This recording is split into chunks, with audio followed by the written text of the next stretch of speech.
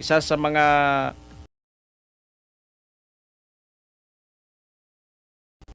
resource person natin, si Congressman David J.J. Suarez, ng 2nd District ng Quezon.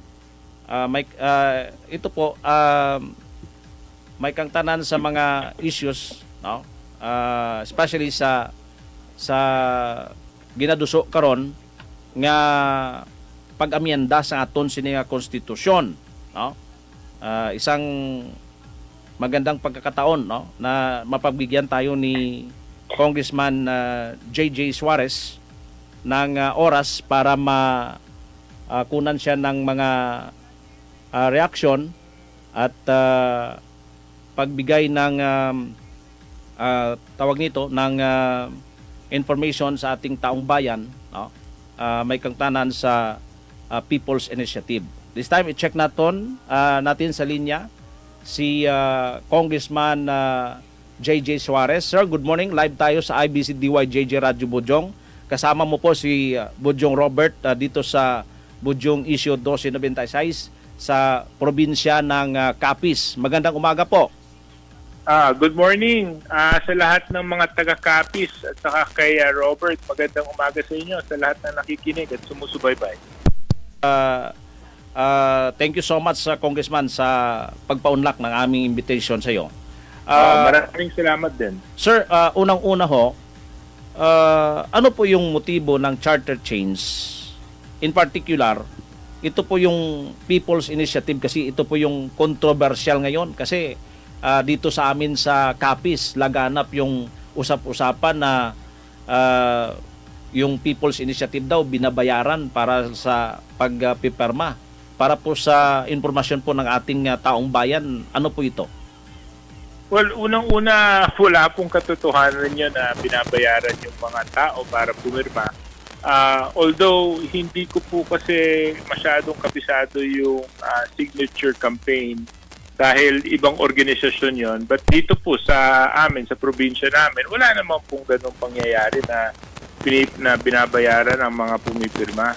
Ang mahalaga lang siguro dito pag-usapan natin, Robert, ay kung bakit ito nilalayon ng ating mga kababayan upang siguraduhin na mas maintindihan ng ating mga mamamayan ang direksyon ng inisyatibang ito. Itong People's Initiative po, paano ito makatutulong po sa ating mga sa mamamayan, lalong-lalo na po sa plano na pag-amyenda ng ating konstitusyon? Oo. Sa Constitution kasi, klarong-klaro na merong tatlong paraan upang baguhin ang saligang batas. Isa po yun yung CONCON, pangalawa yung Constituent Assembly, at pangatlo yung People's Initiative. So, dito po sa People's Initiative, mamamayan ang magsasabi na ninanais nila na baguhin ang konstitusyon at sa pamamagitan ng kanilang pirma, dadaan pa naman ito sa plebisito upang mapag-usapan ng mga mambabatas yung mga probisyon na kailangan baguhin. Kung titingnan kasi natin, Robert, ang ating constitution is 36 years old. At napakalaki na po ng binago at napakalaki na po ng iniba ng Pilipinas noon, noong 1987, sa Pilipinas ngayon na 2024. At marami na rin pong pag-aaral ang nagsasabi na outdated na at very restrictive ang ating constitution.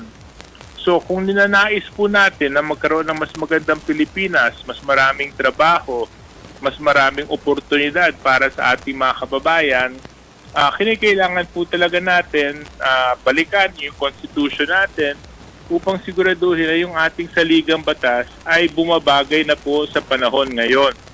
Para sa ganon, makatiyak tayo na mabigyan natin ng mas magandang kinabukasan ng ating mga kababayan.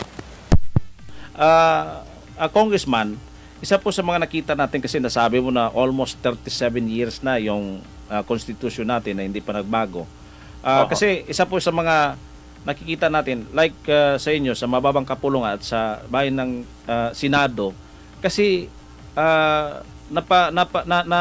napansin ko, every administration ginagawa ng ating mga mambabatas na talagang mapalitan na itong konstitusyon natin. Kaso parang hindi mamatch yung sa Senado at sa Congress, pero sa ngayon nakikita natin na pabor yung Senado na mapalitan na talaga yung konstitusyon natin. Ano sa tingin mo, Congressman? Matutuloy na ba ito ang pag-change ng ating konstitusyon sa ngayong administrasyon? Sa palagay ko, Robert, napapanahon na talaga na kailangan natin baguhin yung ating constitution. Parati natin pinapangako sa ating mga kababayan na babaguhin natin ang sistema upang magkaroon ng pagbabago. At ito po ay isa sa mga proseso upang makamit po natin yung pagbabago na ninanais natin. Natutuwa naman po ako sa Senado na ngayon sumasang-ayon sila na kailangan na po nating baguhin ang ating constitution. At wag po matakot at magkaroon ng alinlangan ang mga mamamayan natin dahil kung ano naman po ang pag-uusapan ng Kongreso at ng Senado, babalik pa po naman ito sa kanila sa pamamagitan ng isang plebiscite. Kung sila po ba ay sumasang-ayon o hindi doon sa mga amendment na ipopropose ng Senado at ng Kongreso. So, ang dulo at ang huli nito ay taong bayan pa rin ang magdidesisyon. Alright, Congressman J.J. Suarez, sir, maraming salamat po sa pagkakataon na binigay mo sa amin. At baka meron ka pa pong idadagdag na hindi ko natanong sa iyo? Unang-una, Robert, maraming salamat. Sana sa pagkakataong darating, mabigyan ako ng chance na makabisita sa Capiz. Balita ko, napakaganda daw ng probinsya ninyo. At maraming salamat din sa pagkakataon na may paliwanag ko po sa inyo ang mga usapin ngayon sa ating bansa. At sa anumang pagkakataon na kinikailangan nyo pong malaman ang ilang pang mga kaliwanagan patungkol sa mga issues na hinaharap ng ating mga kababayan, bukas po ang aking linya. Maraming salamat. Sana makapunta ka dito at makatikim ka ng seafoods namin dito sa Roas kasi ito yung pinaka-the best dito sa amin, sir.